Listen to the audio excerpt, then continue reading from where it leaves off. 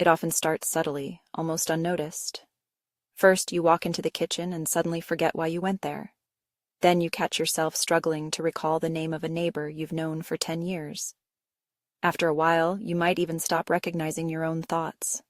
This isn't a joke or an exaggeration. It's the reality for millions of older adults. They slowly fade from their own lives, still alive, but no longer truly present. The scariest part?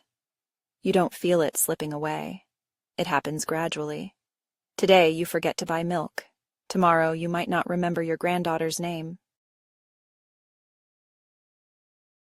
My name is Sarah, and you're watching Senior Circle, the channel where we talk about preserving yourself, your memory, and your mental clarity, even in old age.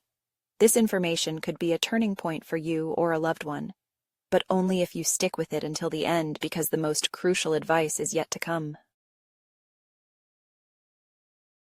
Now, let's move on to the first principle. When George turned 68, he decided to try using a smartphone. At first, it seemed interesting. News, videos, photos. But within a month, he started waking up anxious, feeling irritable for no reason, and sleeping poorly. He couldn't understand where this feeling, like his head was constantly buzzing, came from. Everything changed when he accidentally forgot to charge his phone and spent a whole day screen-free. For the first time in a long while, he felt quiet inside his head. It was a revelation. Dr. Evelyn Reed, an expert in cognitive science, explains, "Our brains weren't designed for this volume of information. Adaptation used to take centuries, now it takes days. But the human brain hasn't learned to cope with this speed. It simply breaks down. This constant influx is why many live in perpetual stress, which, in turn, erodes memory, attention, and even personality. It's an invisible enemy creeping in through screens, news feeds, and even casual conversations. We often no longer choose what we let into our minds. We just absorb everything indiscriminately. And the brain remembers everything, absolutely all of it. If you constantly feed it anxiety, negativity, and fear, don't be surprised when it starts to deteriorate from the inside. But there's a way to stop this decay, starting with a simple step. Rule number 1. Never feed your brain negativity. Martha S., 73, started every morning for years by watching the news. "You have to stay informed," she'd say. But each morning began with anxiety, a racing heart, and hopelessness. One day, her grandson suggested turning it off, calling it poison. She was offended at first, but tried a day without TV, then another. After a month, she admitted, "It feels like I can breathe again." Dr. Reed warns, "The brain consumes whatever you feed it. It doesn't filter, it just stores. Every harsh word, every anxious thought, every frightening story stays lodged in there. Positive emotions fade quickly, but negativity clings like rust. We can dwell on an insult for weeks, replay a rude comment, or stew over annoyances, all poisoning us from within. The brain isn't to blame. We are the ones letting in the garbage." But there's an even more insidious source many overlook. Rule number 2, filter your social circle. Helen P. tolerated her critical friend Linda for years. Linda always found fault. Helen laughed it off, but every chat left a bitter taste. One day, Helen simply stopped answering Linda's calls. After a month, the silence felt like genuine relief. Dr. Reed states, "You don't have to tolerate anyone who makes you feel weaker. People are like files. When you open them, whatever is inside transfers to you. If someone brings devaluation, irritation, or skepticism, you absorb it, even silently. Emotionally toxic people can age you faster than illness. The longer they're close, the more your brain accepts distress as normal." Rule number 3. Manage your emotional reactions. Michael Vaughn, a former military man, had a short fuse. He'd explode over little things. As he aged, his memory worsened, his heart raced with anxiety. His doctor said he was burning out. Michael started learning to understand his emotions, not just react. He journaled, practiced deep breathing. A year later, he was calmer, clearer, and looked younger. Dr. Reed emphasizes, emotions aren't the enemy, but if you can't manage them, they will manage you. Every outburst triggers the brain's emergency mode. Cortisol rises, sleep suffers, memory is impaired. But self-control isn't an innate trait, it's a skill.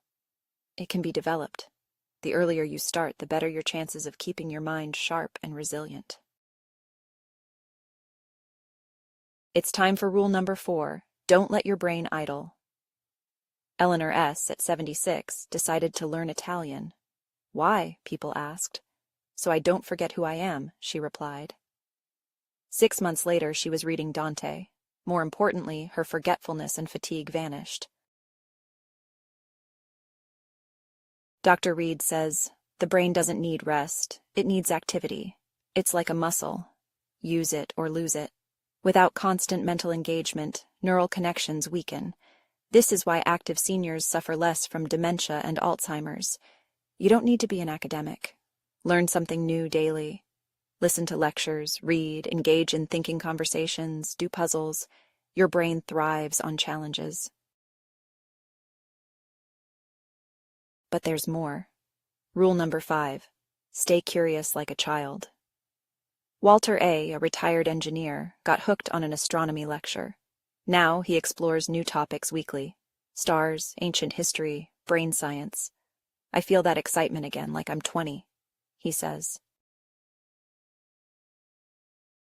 Dr. Reed explains, curiosity isn't just a trait, it revitalizes the mind. Asking questions makes the brain form new connections, work deeper. Curious people rarely withdraw or lose their zest for life. Many stop asking questions after 60, but those who stay mentally alive are always searching, learning, wondering. Rule number 6, protect your emotional energy.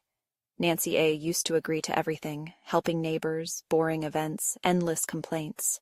She felt drained. Realizing she had no energy left for joy, she started saying no, first with guilt, then freedom. Dr. Reed advises, emotional energy is finite.